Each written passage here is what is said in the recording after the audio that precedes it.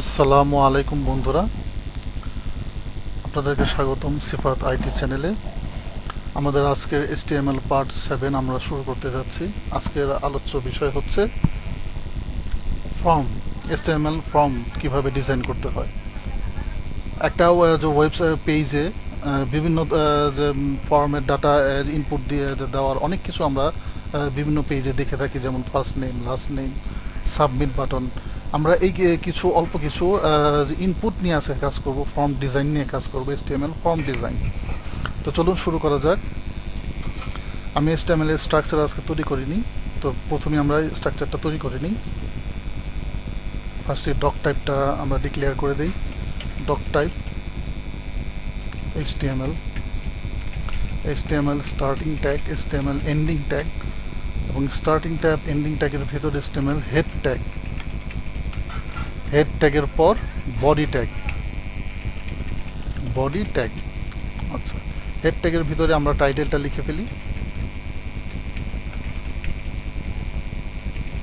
Title. আজকে আমাদের title হবে কি, HTML ফর্ম পেজ। এখন আমরা সেভ দেই। সেভ করে আমাদের ব্রাউজারে যে দেখি কি শো করছে, HTML ফর্ম পেজ। হ্যাঁ, এখন বডিতে আমরা আজকে আমাদের ফর্ম ডিজাইন করব। তো ফর্ম ডিজাইনের জন্য আমাদের ফর্ম ট্যাগ দিতে হবে, অ্যাঙ্গেল ব্র্যাকেটের ভেতরে form starting tag, ending tag. এই যে ফর্মের স্টার্টিং ট্যাগ, এন্ডিং ট্যাগ, এর ভেতরে আমরা কাজ করব। একটা লেবেল নিই, LABEL, লেবেল। লেবেলের স্টার্টিং ট্যাগ, এন্ডিং ট্যাগ লিখি। এখন লেবেলের মধ্যে আমরা লিখব ফার্স্ট নেম, ফার্স্ট নেম। এখন সেভ করি। সেভ করে দেখি, আমরা ব্রাউজারটা রিফ্রেশ করি, এই যে লেবেলটা আমাদের শো করতেছে। এখন আমরা একটা ইনপুট বক্স নিব। ইনপুট বক্স কিভাবে নিব, ইনপুট ট্যাগের ভিতরে ইনপুট ট্যাগ টেক্সট সমান টাইপ সমান টেক্সট। এখন এটা ক্লোজ করে দেবো। সেভ করলাম। সেভ করে দেখি, এই যে আমাদের একটা ইনপুট বক্স চলে আসলো। এখন আমরা চাই এটা নিচে নিচে শো করব, তার মানে এখানে একটা ব্রেক নিয়ে নিই, BR ব্রেক। এখন এটা সেভ করি।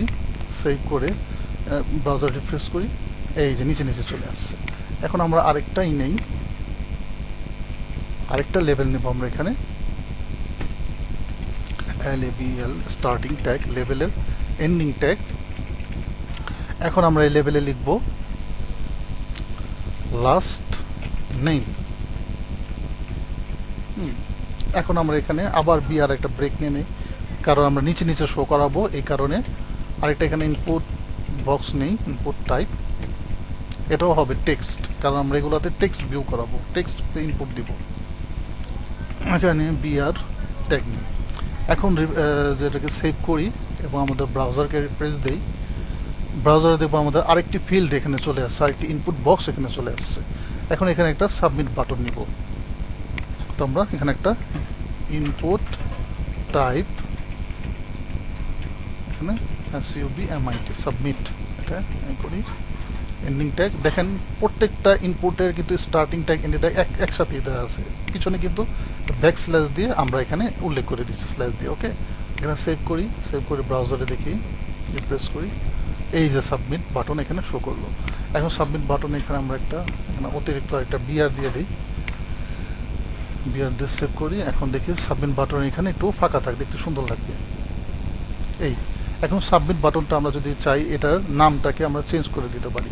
যেমন এখানে যদি আমরা ভ্যালু দেই, ভ্যালু দিয়ে যদি আমরা দিই স্যান্ড, আমরা রিফ্রেশ করি এবং এখানে যে সেভ করি, এখানে স্যান্ডও চলে আসলো।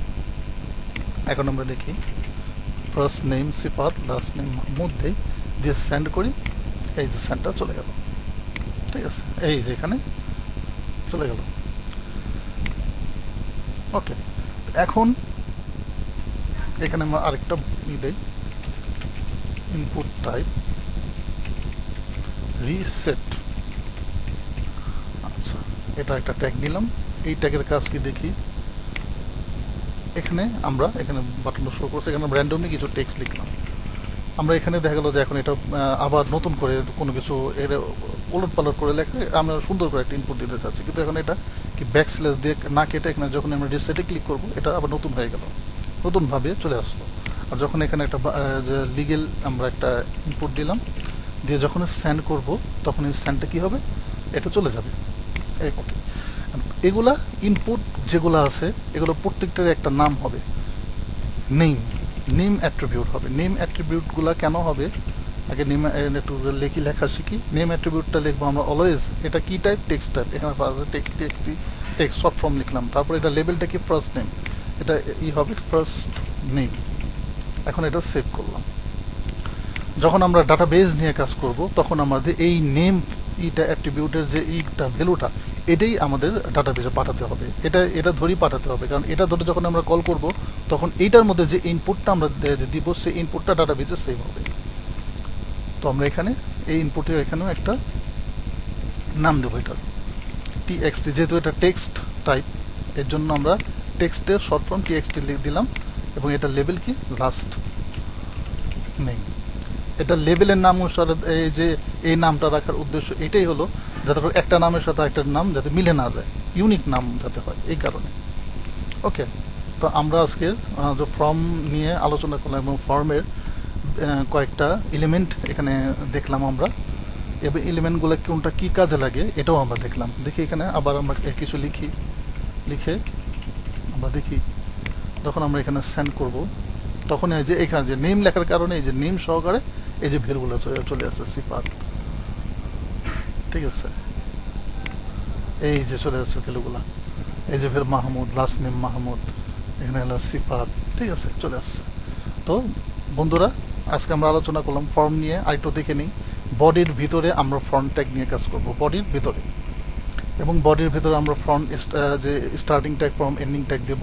এরপরে আমরা লেবেল নিব। লেবেলটা কিসের জন্য, লেবেলটা হলো এই যে ইনপুট বক্সে কি ইটা হবে এটা আমরা এখানে লেবেলে বলে দিব, লেবেল, যাতে ইউজার দেখে বুঝতে পারে যে এখানে কি লিখতে হবে।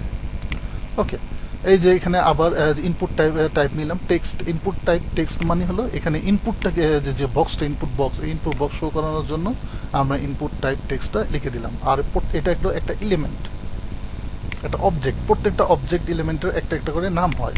এই যে নামটা হলো এটা নেম অ্যাট্রিবিউটের মধ্যে আমরা এই নামটা বলে দেবো। নামটা এইভাবে লেখার উদ্দেশ্য হলো টিএক্সটি হলো এটা টেক্সট টাইপ, আর লেবেল অনুসারে আমরা নামটা ফার্স্ট নেম দিয়ে দিলাম যাতে করে চেনা যায় যে এটা এই ইনপুট বক্সের ভ্যালু।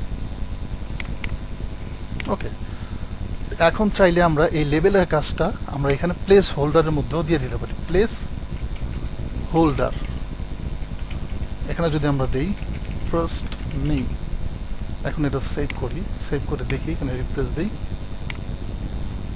এই যে আমরা দেখতে পাচ্ছি যে এখানে একদম হালকা একটা অপাসিটি কম দিয়ে একটা কি একটা লেখা উঠছে ফার্স্ট নেম। এটা কিভাবে আসলো, এটা যে প্লেস হোল্ডার এখানে লেখার কারণে আসলো। আমরা এখানে একটা প্লেস হোল্ডার দিয়ে দিই, প্লেস হোল্ডার এখানে লাস্ট নেম। এখন এটাকে সেভ করলাম, সেভ করে আবার যে ব্রাউজারে আমরা রিফ্রেশ করলাম, রিফ্রেশ করে দেখবো যে এখানে লাস্ট নেম লেখাটা উঠছে। আমরা একটু বড় করে নিই, এই যে ফার্স্ট নেম, এই যে লাস্ট নেম। লাস্ট নেম কী কারণে আসলো, এই যে এখানে প্লেস হোল্ডার এগুলো লিখে দিলাম। এখন যদি আমরা চাই আমরা আমাদের লেভেলগুলো আমরা কেটে দিতে পারি। আমরা যদি এখন চাই আমাদের লেভেলগুলো দরকার নেই, ঠিক আছে, ওকে, লেভেলগুলো কেটে দিয়ে সেভ দিয়ে দিলাম। সেভ করলে এখন এটা রিফ্রেশ করলাম, এখন দেখা গেলো এই যে এখানে লিখতে হবে ফার্স্ট নেম, এখানে লিখতে হবে লাস্ট নেম। এখন এইটা দুইটার মাঝে যদি একটু চাই, স্পেস চাই, তাহলে আমরা অবশ্যই ব্রেক ইউজ করব। যখনই সেভ করব এবং সেভ করে এটা যখনই আমরা রিফ্রেশ করব এটার মাঝে একটা গ্যাপ চলে আসছে, দেখতে সুন্দর লাগতো, ফার্স্ট নেম লাস্ট নেম। ওকে, তো HTML এ শুধু এই কয়েকটাই ফিল্ড না, এই কয়েকটাই অ্যাট্রিবিউট না, আরও অনেক অ্যাট্রিবিউট আছে, আরও অনেক এলিমেন্ট আছে, এলিমেন্টের ভিতরে অনেক অ্যাট্রিবিউট আছে। এগুলো নিয়ে আমরা ধীরে ধীরে কথাবার্তা বলবো, আলোচনা করব।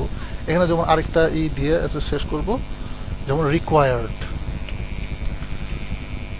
রিকোয়ার্ডটা কি, আমরা যে ফার্স্ট নেমে রিকোয়ার্ড দিলাম, তার মানে কি ফার্স্ট নেম যখন এখানে রিফ্রেশ করি, রিফ্রেশ করার পরে যখন আমরা ফার্স্ট নেম দিব না তখনই এটা কিন্তু সেভ হবে না, সেন্ড হবে না। এখানে ফার্স্ট নেম যখন আমরা দিব, এটা যখনই আমরা সেন্ড ক্লিক করবো এই যে সেন্ড হয়ে গেছে। এখন লাস্ট নেম দেই আর না দিই সমস্যা নেই, কিন্তু ফার্স্ট নেম অবশ্যই দিতে হবে, ফার্স্ট নেম অবশ্যই দিতে হবে। ফার্স্ট নেম যখনই দিব এবং লাস্ট নেম আমরা দেই না দেই এটা সেন্ড হয়ে যাবে। তার মানে কি এই রিকোয়ার্ডটা কি কারণে আমরা ব্যবহার করলাম, অবশ্যই এটাতে ভ্যালু দিতে হবে, না দিলে সেন্ড হবে না, সেভ হবে না। ওকে, তো বন্ধুরা আজকে আমি ভিডিওটা টিউটোরিয়ালটা এই পর্যন্তই রাখবো। আশা করি আপনারা বুঝতে পেরেছেন যে আজকে ক্লাসটা যে ফর্মের উপরে যে হলো এটা আপনারা বুঝতে পেরেছেন। তারপরে যদি কোনো কিছু বলার থাকে, জানার থাকে, অবশ্যই কমেন্টের মাধ্যমে জানাবেন। আর ভিডিওটা ভালো লাগলে আপনারা অবশ্যই লাইকে করবেন এবং বন্ধুদের সাথে শেয়ার করবেন। ধন্যবাদ সবাইকে, আসসালামু আলাইকুম।